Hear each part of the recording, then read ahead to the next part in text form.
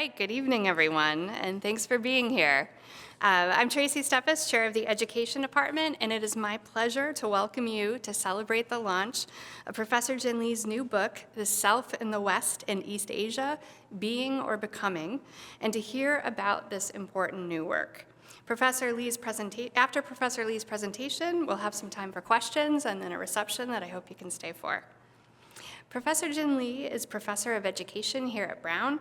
The book is rooted in her long-standing expertise in psychology and human development, the expansion and evolution of her interests in the cultural context of learning into new areas of comparative and multidisciplinary explorations of self, and her own personal experiences and perspective as a learner, teacher, and parent. Professor Roger Ames of Peking University, in reviewing the book, said, Jin Li brings the entire academy and all its parts to her interrogation of how self has been understood within the Western and East Asian cultural narratives. The argument she mounts for fundamental cultural differences is kaleidoscopic, looking at the phenomenon of self from a broad range of interdisciplinary perspectives. Capacious and compelling, her thesis is certainly informed by her own discipline of psychology, both theoretical and empirical, but also by history, philosophy, philology, classical studies, and perhaps most importantly, by her own personal story. This personal story, professional trajectory, and broadening scholarly questions and expertise are fascinating, and I'm unfortunately only going to be able to give you a brief introduction right now. Professor Li grew up in China, where she experienced the Cultural Revolution and studied German language and literature before moving to the United States in the 1980s. Once here, she explored a few different paths within education, a master's in foreign language education and a master's in administrative planning and social policy, which I didn't know before pursuing her doctorate at Harvard in human development and psychology. She came to Brown in 1998 and has spent her entire academic career here, now the longest-serving member of the Education Department. Along the way, she explored and experienced children's learning and development not only as a scholar, but as a parent and a teacher. And she has been quite a teacher. Her Introduction to Human Development course has drawn scores of undergraduate students to the Education Studies concentration over the years, and she's been an exceptionally generous mentor and advisor to junior colleagues and to students. Her work in mentoring students on research is particularly noteworthy and commendable. She's supervised 20 honors theses, 70 students on UTRA awards, and nearly 250 undergraduates in research, often integrating them as collaborators in publishing and presenting. She's served as a model for her colleagues in how to productively invite undergraduate students into research in ways that advance it, while also teaching and mentoring students in meaningful ways. She has an impressive track record of co-authorship and presentations at scholarly conferences with these undergraduate students. During her time at Brown, Jean has explored several lines of research and longitudinal studies to probe cultural differences, cultural influences on human development, sociocultural learning models, children's learning beliefs and socialization, and immigrant children's adaptation. She's studied children's learnings from different ethnic and cultural backgrounds in the United States, including Chinese, Taiwanese, and European American children of different age groups, ranging from early childhood through college age, as well as explored and compared learning beliefs and concepts in different cultural contexts, including the influence of families, especially mothers, on children's approaches to speaking and learning in school. Jean's published this research in top journals in her field, including American Psychologist, the Journal of Educational Psychology, Child Development, Developmental Psychology, Ethos, Cognition, and Emotion, among others. She's earned grants and awards from the William T. Grant Foundation, Spencer Foundation, Foundation for Child Development, and the Shigan Shinju Foundation. She's been invited to present her work around the world, including at universities and conferences in China, Taiwan, the Czech Republic, France, Greece, Switzerland, and South Korea, among many other places. In 2012, Professor Li synthesized and advanced this body of work with an ambitious book that explored differences in learning beliefs between Western and East Asian cultures in her Cambridge University Press book, Cultural Foundations of Learning, East and West. Cultural Foundations of Learning contrasted the Western mind model to the East Asian virtue model of learning, exploring the cultural origins and how they manifest differently in the psychology of the learning process, learning affect, regard of one's learning peers, expression of what one knows, and parents' guiding efforts. And she argued that they continue to influence and manifest in powerful ways. This work drew the attention of the Bergin Institute, a self-styled independent think and action tank founded in the early 2010s to identify the most pressing problems of our time and to generate possible solutions, especially across cultures and disciplines. It launched its fellow program in 2015 and invited Jin to participate in the inaugural fellowship program with an interdisciplinary group of scholars to think about questions of self and the individual. She spent the 2015-2016 academic year at the Center for Advanced Study at Stanford, and the following year at Tsinghua University in China as part of this fellowship, where she undertook the research that became this book. This book grew out of that deep interdisciplinary cross-cultural engagement, especially with philosophy and philosophers. It asks how the self has been understood within our Western and East Asian cultural narratives, exploring important differences that manifest in our intellectual traditions, vocabulary, grammar, and politics. Westerners, she argues, think of the self as being a stable entity fixed in time and space, whereas East Asians think of it as relational and embedded in a process of becoming. These ideas of self have tremendous implications for how we think about and approach the world and how we relate to one another. I'm really excited to hear more about this ambitious, discipline-crossing book with important implications for how we think about education and so much more in the United States and around the world. And I'm grateful for the opportunity it presents to recognize and celebrate the scholarly contributions and accomplishments of my wonderful colleague, Professor Jin Li. So please join me in welcoming her to present her new book, The Self in the West and East, Being or Becoming.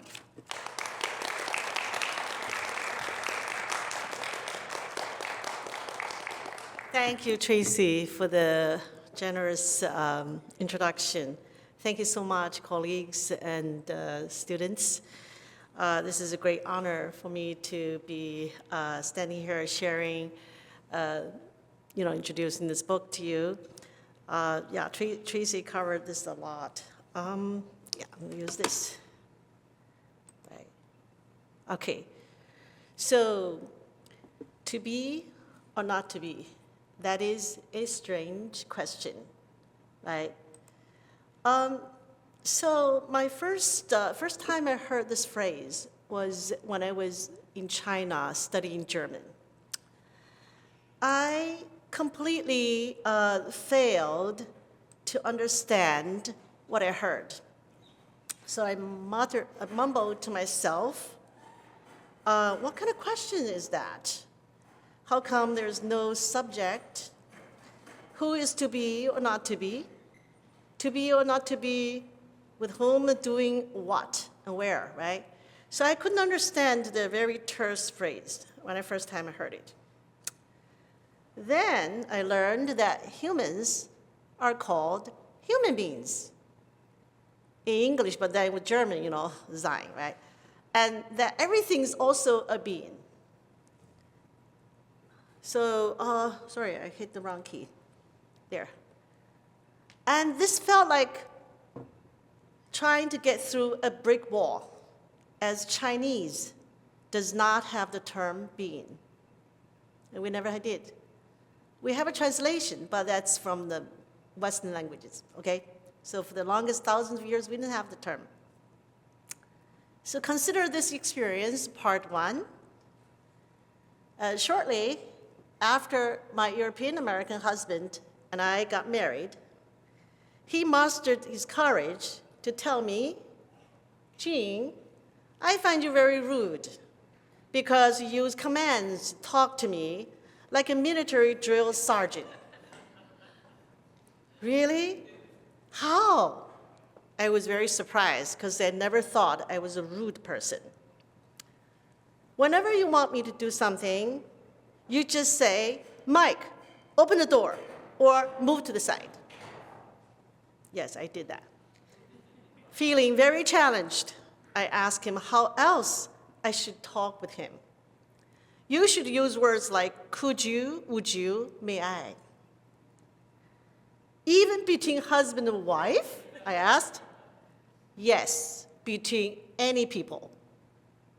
All right?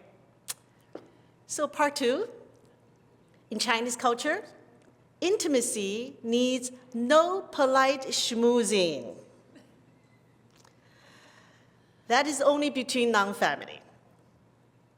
So I worked hard to adjust myself to the American way and became fluent with could you, would you, may I please. But that was not the real problem.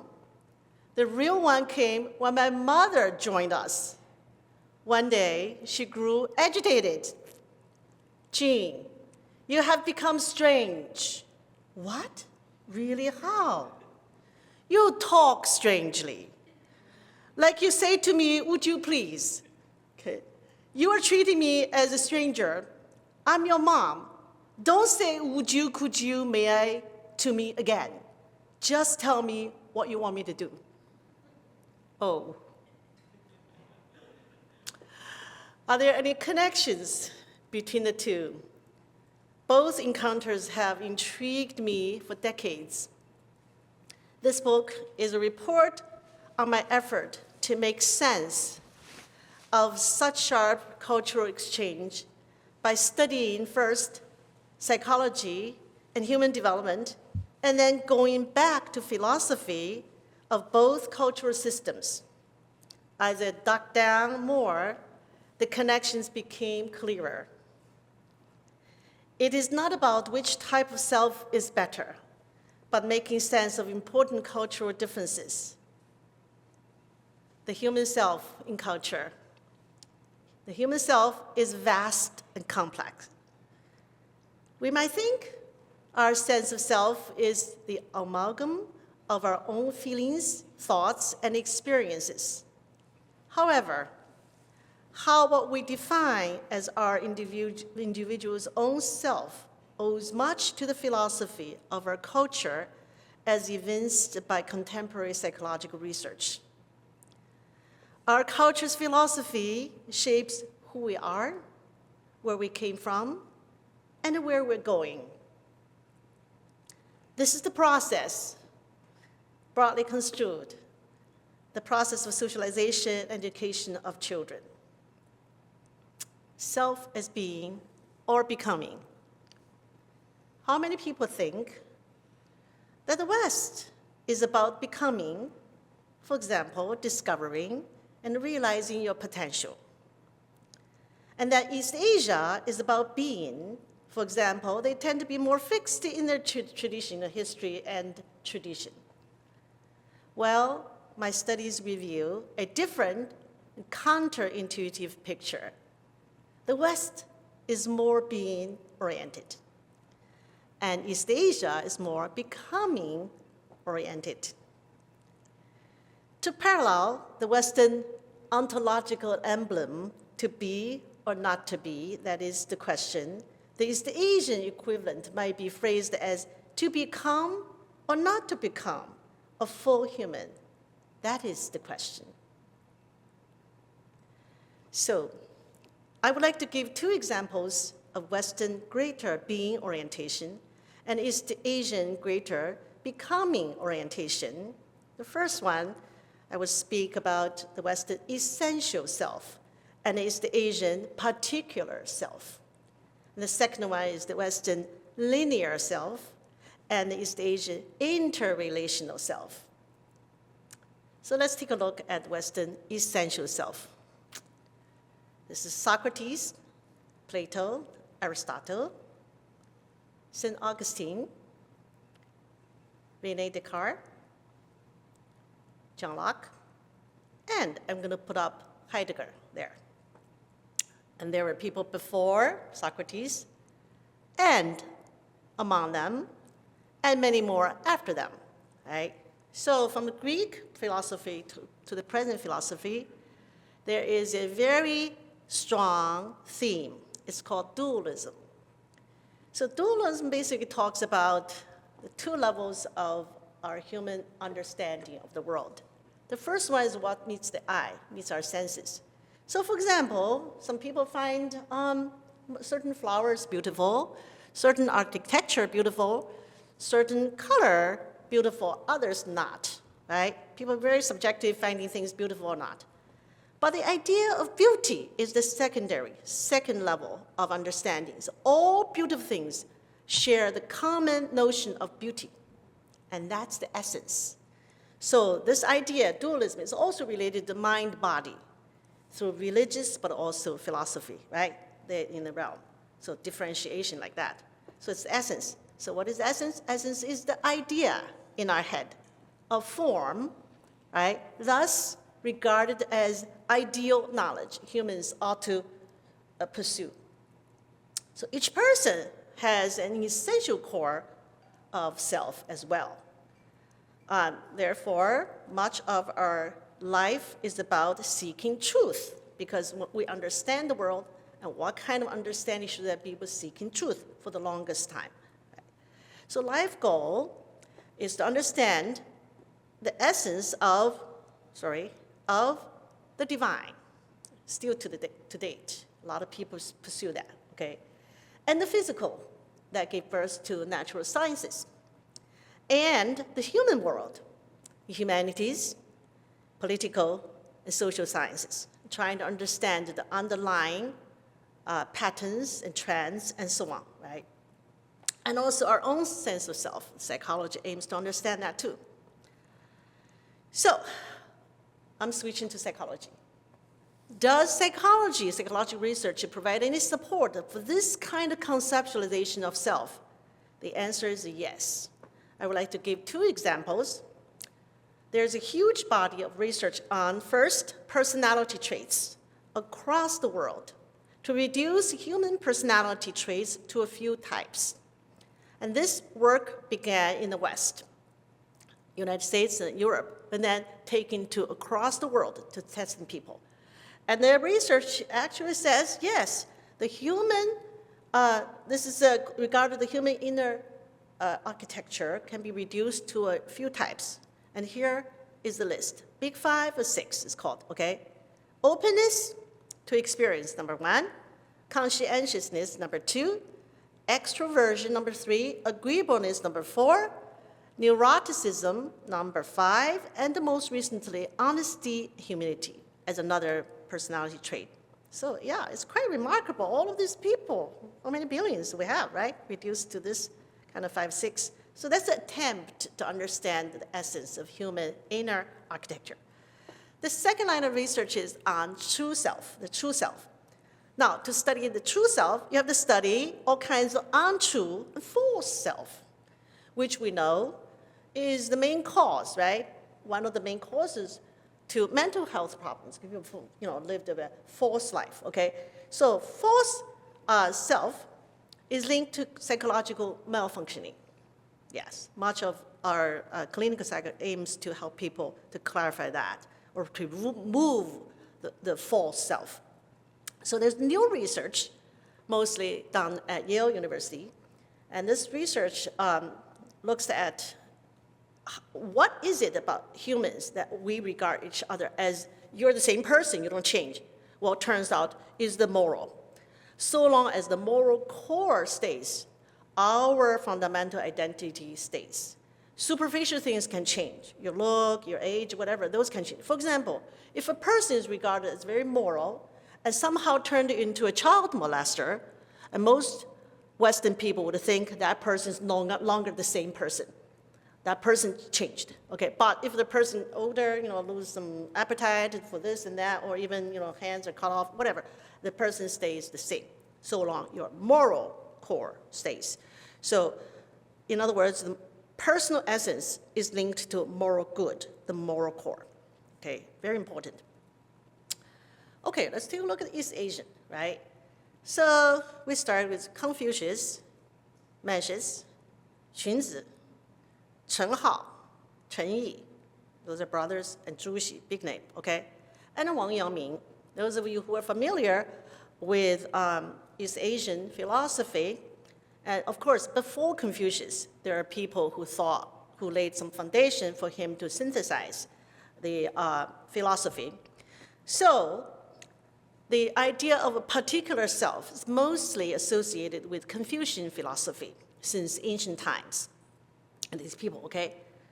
So number one, there's no dualism that I talk about, either mind-body or superficial, deep knowledge, that kind of thing. But particularity in life. So I want to give you one example. In Chinese, and I happen to know in Japanese and Korean as well, they have dozens of self-referential terms, all tuned to a particular social hierarchy at the time, status, relational role, ritual practice, and context. So I'm going to give you an example. Here's one term. It's called the later generation, okay? If I, Jin Li, as a student, were to see a professor in the past particularly, I would say, later generation greets you, Professor Wang. That's how I would refer to myself. I would never say I or Jin Li, whatever, okay? So, or I go to see a grandparent. I would say later generation invites you to dinner. Yes, that's how we talk, okay? So you might think this is a thing of the past. No, right now, in China alone, it's estimated netizen, those are the people who use internet. 200 million people use the internet, okay, in China alone. And yet Japan and East Asia, many more. And whenever somebody posts something on the internet, frequently people don't use their real name or real whatever, I'm a teacher, whatever. Instead, they say, little editor thinks this way, referring to themselves, 小编, okay? Again, this form of deferential, lowering yourself and honoring the rest of the audience is very common. It's hierarchical, okay? So now you might think, do these thinkers ever think there are universals? Things across the board, people share. Yes, they do, of course they do, okay? But, for example, all of these thinkers that I list here and others I didn't, okay, believe and agree, argue that everybody has a family. It doesn't matter what kind of family, but you have a family. Otherwise, how can you come to the world, okay? So you have a family. But I have my particular family with particular relationships. And that's where they spend a lot of mental energy to study. So their life goal is to cultivate the self, me, in particular relationships, socially, virtuously, morally, to become the most genuine, sincere, and humane, now translated exemplary person, thus Chinese 人. Therefore, the notion of becoming. Yes, you're supposed to cultivate yourself in every specific relationship. And you start with the family, and so on. All right, so let's take a look at psychology. Does psychology support this kind of conceptualization of self? Yes. Again, I want to give two examples. There's one, a large body of research on the idea of self-description. So researchers went around, asked people to tell me about yourself, and write about yourself, and finish the sentence 20 times that begins with I. The people fill out. And they look at the data. This is what they found. Indeed, it's the Asians provide far less essentialist but more contextual attributes. So the green one, I am friendly, is frequently found among European or Western heritage people, okay? Versus the orange ones, I am friendly to peers at school. You can see very particular, very contextual. Right? So that's the East Asian way. And the second line of research is on the so-called self-consistency. So what is self-consistency? It is the personal regard of me. I'm the person dealing with this person, that person. I'm the same person. I don't, change much, okay? Consistent, dealing with different relationships and different contexts, and across time. So that's self-consistency. Self-consistency is linked to well-being among Western heritage people. It's very important for people to be consistent. But East Asians show more inconsistency, right? They're less consistent. Yet, this is unrelated to their well-being. It's very interesting, yeah. Of course, they are also consistent, more consistent within particular relationships and domains. For example, mother-child, like me and my mother, It makes no sense for me to be nice to her yesterday, but not today, okay? So it's like, maybe occasionally, but overall, you're nice with your mother, whatever, cultivate the relationship. And in the moral self-cultivation, it makes no sense. Yesterday it was nice, very upright, and tomorrow I'm a little bit crooked. It doesn't work that way, okay? So in these two domains, at least they are consistent, but not across the board, right? Okay, I'm going to give you a second side of the self, okay? Because in this book, I talk about 7 different sides, but this one, linear self. Take a look, okay, from the Western. This is Pythagoras, Francis Bacon, and this is Galileo, Newton, Immanuel Kant, Einstein. I'm going to put good old Piaget there as well. Yeah, those of you who study Piaget know why I put there, okay? Yes. Some Greek to present philosophy, yes. It's very important to heavily emphasize rational thinking, logic thinking, highly priced, highly priced. Linear, when I say linear, I mean this: clear, transparent, procedural, decisive, concise, or to the point self. That's the self you strive to be, right? So, self strives in life by entertaining questions like, is the self clear or opaque to oneself and to the outside world? Does the self function clearly, objectively, and precisely, versus opaquely, indeterminately, vaguely? You can see, okay? So, getting the essence of things is the goal, but the process is what's linear about it. Opacity, ambiguity poses challenges to people, okay? So there's a strong math modeling of the world, physical and human, as I talked before. The point is to tease the relevant from the irrelevant when you look at any issue, any subject, anything. I think we all intellectuals do that. I'm not saying this is no good. Yes, I do that a lot, okay? So this is just one way to sort of construe the world. Logical rigor is also applied to many domains of life. Deductive, inductive reasoning, very important for conducting science and social science and humanities as well. Reason is also strongly emphasized for faith, to contemplate the divine, as I mentioned earlier. For example, St. Augustine and Thomas Aquinas and other theologians wrote extensively about that, right? Although I'm aware, like people like Martin Luther King and people like Kierkegaard said, hey, you don't need the reason, you just need faith to hold your faith, to hold your religious beliefs. Okay, but that's, they're far in between, fewer, but majority is on the other side. Rule of law, of course, absolutely. Logical and rational thinking. Political, business, and professional deliberations all rely on rationality, right? Even art, also. Now, we have some artists in the audience, and you can tell me you're studying Western way of doing art, definitely. Okay, perspective, for example. Perspective requires the precision measuring and so on. Proportionality, right? Precision, pigments and so on in graphic design now. Music scores, all using mathematical methods, right? Daily life also requires linear thinking. Yeah, so in the book I give many examples. Now, the Western linear self, psychology finds support for people who display such sense of self. So there's a large body of research conducted mostly by Richard Nisbett at Michigan and many other places, but his team is has done most work, right?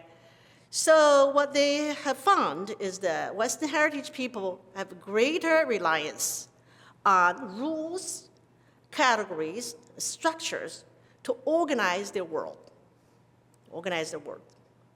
And they more spontaneously categorize things for reasoning and find it easier to learn to use rule-based categories. Yeah. Now, research on education. You're going to see a little bit about that. The curriculum of school subjects is built on linear progression, stressing analytical thinking. For example, language instruction begins often with something called phonics, by breaking down the smallest sound units with increasing complexity to children to teach them how to read the print. When children grow older, they are taught how to write essays. You might wonder how else they do. See, ancient China, they didn't teach them how to write essays. They write something called prose, 散文. I don't know how to translate it. Maybe you can help me. Okay. Anyway, not this way. Okay. So making a thesis and then develop an argument by providing support step by step and draw conclusions into a logical whole. The point is to persuade your reader. When your reader follows your line of argument, then the reader is likely to accept your conclusion. So it's very logical, using rationality. Switch to East Asian interrelational self. Let's go philosophy. All right. First, I want to clarify these two terms. So one is relationality, and the other was interrelationality. Well, relationality is a well-studied subject in a number of fields. East Asian studies, philosophy, political science, psychology, sociology, and anthropology, I would say, okay, yeah, this is not a new term. But I prefer to use interrelationality because it points to greater complexity. All right, no reasonable person would ever argue that somehow Western people are not social, or somehow don't value social relationships, because that would be downright false, okay? All cultures need and value social relationships. However, how interrelationality is philosophized, works, and lived, these facets may differ from culture to culture, and the differences are worth understanding. All right. So I'm going to switch to a different group of philosophers. This is Fu Xi. He is a legendary figure. Okay, he was supposed to have lived some 8,000, 10,000 years ago. But he's most famous for having drawn, supposedly drawn, the first 8 trigrams, which was foundation of the Book of Changes, which is oldest, one of the oldest, if not the books in China, okay? And then many millennia later, King Wen of Zhou Wenwang, when in prison, he reoriented Fu Xi's trigrams, 8 trigrams, and then laid the foundation for the current Book of Changes, Zhou Yi, okay? And then there's a good old Lao Tzu, who supposedly wrote the book called Tao Te Ching, okay? And then Zhuangzi, right? And this is Tao Yuanming, a very famous Chinese poet and writer who embodies the Taoist spirit. And then this Chinese poetic immortal, he isn't called immortal, it's the idea of immortal Tao, okay? So Li Bai, these people, and probably not before Fuji, but among them and between them and after many, to date. Many people would self-claim a Taoist, believe in that. All of them have in common something called holism in philosophy, and I'll unpack that a little bit, okay? Both Taoism and Confucianism are deeply anchored in relationality. However, there's some differences. Taoism is more on human to cosmos philosophy, me and the nature, me, the universe, okay? And the Confucianism are more anchored in human to human interrelationality. So it's the social world, the human world. So they're a little bit different. They're related, but they're not the same. Current people in East Asia draw on both to guide their lives, also on Buddhism. In the book, I talk about Buddhism as well, but Buddhism came later from India, okay? So the 3 schools of thoughts are very intermingled, okay? But Taoism constitutes the main one, okay? So to illustrate Taoist philosophy, I would like to talk about Robin Wang's distinction of what that is, just in a small way. And she says, in Taoism, there are not just 2 dynamics, but at least 6. 6 dynamics underlying multiplicity and change.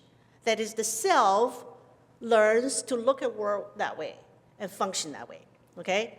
So the first one is the well-known contradiction opposition that is embodied in the yin-yang concept. You have the symbol, right? So it's called 矛盾. The second one is called interdependence, 相依. One side and party cannot exist without the other. So for example, the idea of large cannot possibly be conceptualized and talked about without simultaneously evoking the idea of small. So the next one is called 互含, mutual inclusion. Even the highly prominent and visible contains the insignificant and hidden.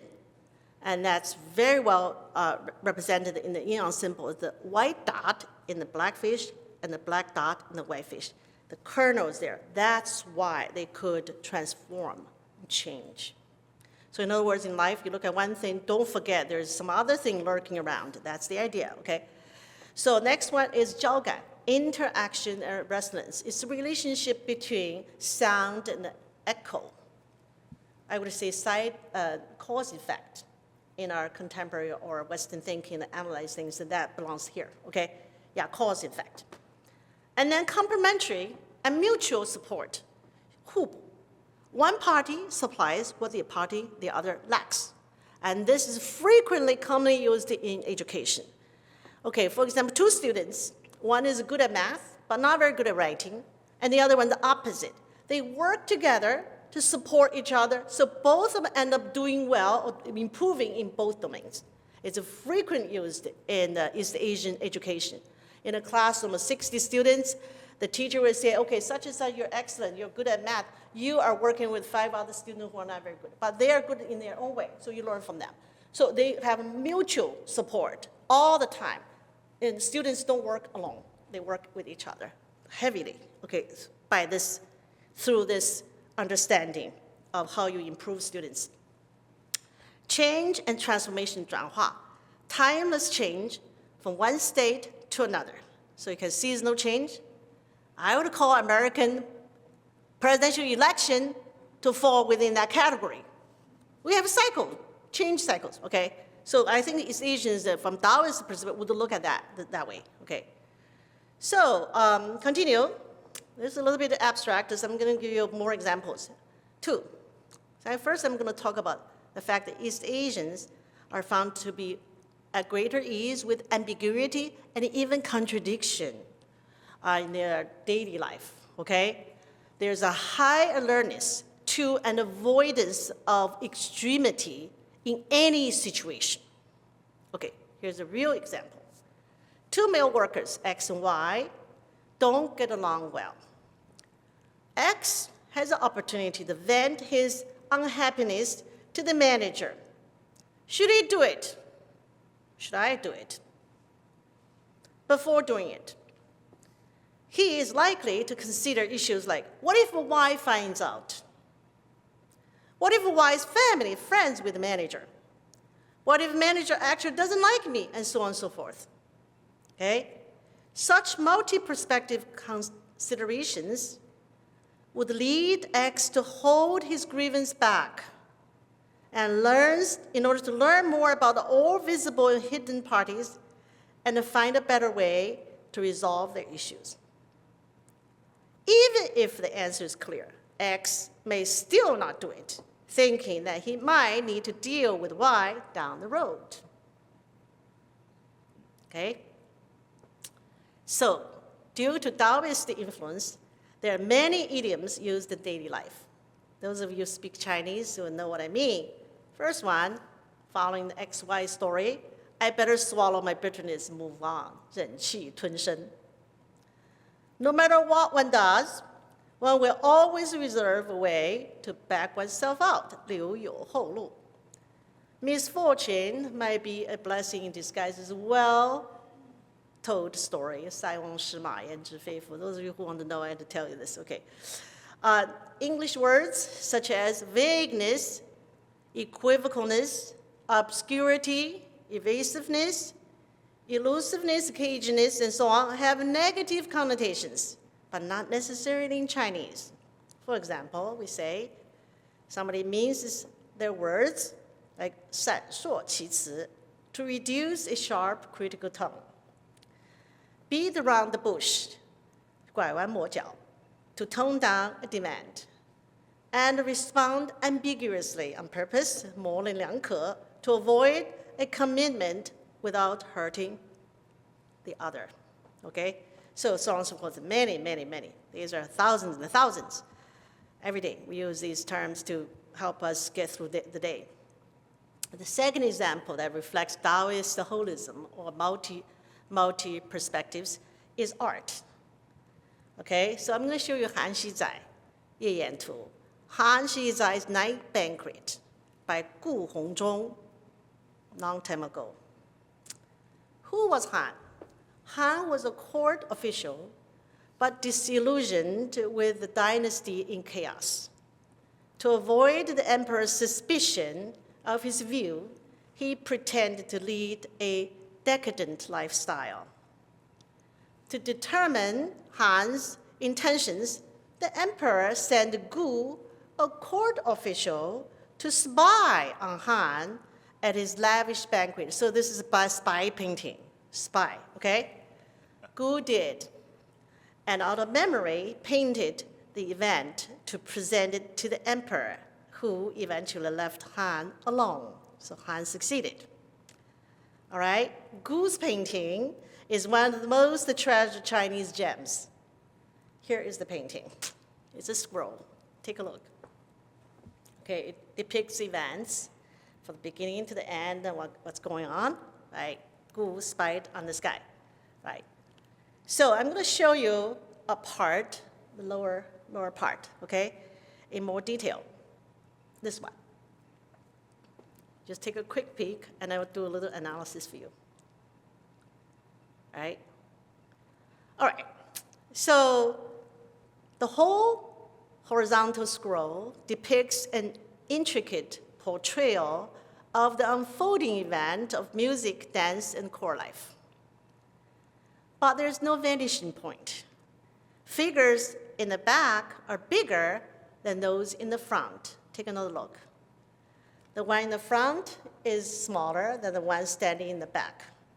Okay, so there's no vanishing. There's no sort of a single vanishing point, but multiple. Right? All right. And it's a narrative. The purpose to break the limits of two-dimensionality with temporality, like watching a movie. Okay, so they try to do that. Take a look again. It's like viewing like a movie. What's going on here, right? All right. So multi-perspectives with figures, gazes, and looks. For example, is Han, with the tall hat I'm going to show you again, enjoying the music or not? I couldn't tell. Maybe he was not. Other officials show nonchalant looks. What about the Peking lady? Right? Take a look. He's the one with the tall hat. I'm not sure he's enjoying the music very much. Maybe he's thinking in his own mind and fearing the emperor, okay? And then some people are looking at the instrumentalist, but the others are looking away. I'm not sure they're even enjoying it, okay? And the lady peeking there, what's going on? All right. So such art rests on aesthetic principles. That is, the viewer can look at depicted things from multiple angles. They can enter the scene, move around, poke around, stay there, or exit. Okay, now I'm going to show you some psychological research that actually documents this kind of difference, right? These differences. So the first one is the so-called egocentric versus relational emotional projections onto others by Cohen and Gans. They did this research. So here's what they did. They elicited first versus third person perspectives on memories among European Canadians and East Asians, and their strong emotional experience, basically having to recall some experience and then retell, okay? And they found that the Canadians used more first person, but East Asians more third person perspectives to present their recollection. Furthermore, Canadians projected their own emotions to others. That is, feeling X in me to feeling X in others, looking from one's own perspectives. And East Asians, on the other hand, right, projected others' emotions appropriate to their viewing perspective. That is, feeling X in me to feeling Y toward me in the other person. Okay, so there's a different perspective. All right, second study was quite rare, but very well done. It was conducted by T. Masuda, okay, in art as well. So Masuda's team sampled Western and East Asian masterpieces of portraits, landscapes, and people in the scene. And they found East Asian paintings depict horizon lines higher in order to accommodate the more contextual details. So the Asian portraits are smaller in size, and people in the scene are smaller in relation to other things.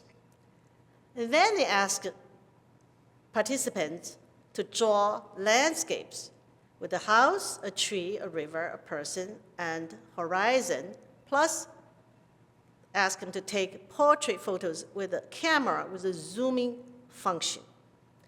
Here's what they found. Asian drawings have a higher horizontal line, again like masterpieces, and greater than European American drawings. And their portrait photos contain many more contextual details. The Japanese rated large persons against a narrow background more negatively and preferred images with a wider background. So they're like, yeah, very interesting. Now, what to do with such cultural differences?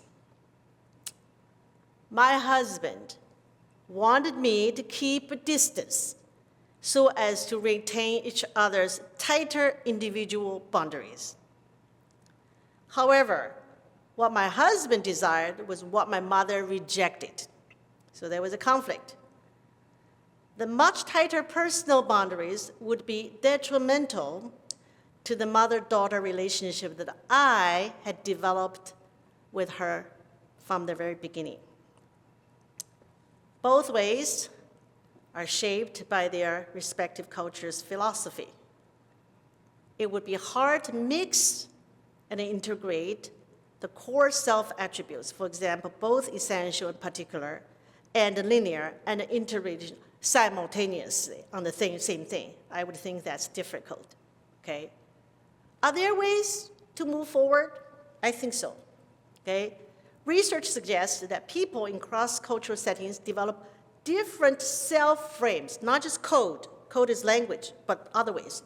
Self-frames to switch to suit different context. I think immigrant people do that routinely, all the time, right?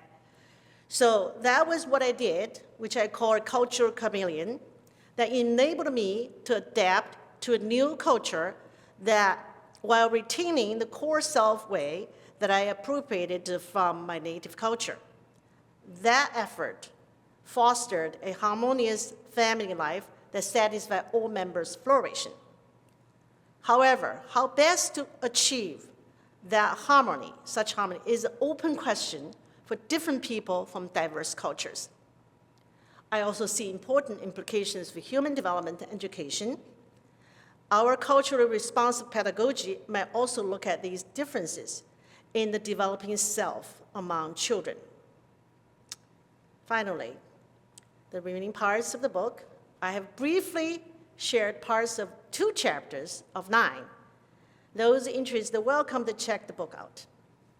To be or not to be, that's a strange question. It's the first chapter. Second chapter, the Western essential and East Asian particular self, of which I talked a little, and Western bounded and East Asian flexible self, and the Western fixed and East Asian malleable self, and the Western linear and East Asian interrelational self, of which I shared a little bit, and the Western rights-bearing and East Asian role-embodying self, and the Western impersonalizing and East Asian personalizing self, the Western promotional, and East Asian effacing self. And finally, the two selves within each culture, definitely possible integration, and inherent challenges. And that's the end. Thank you very much for your attention.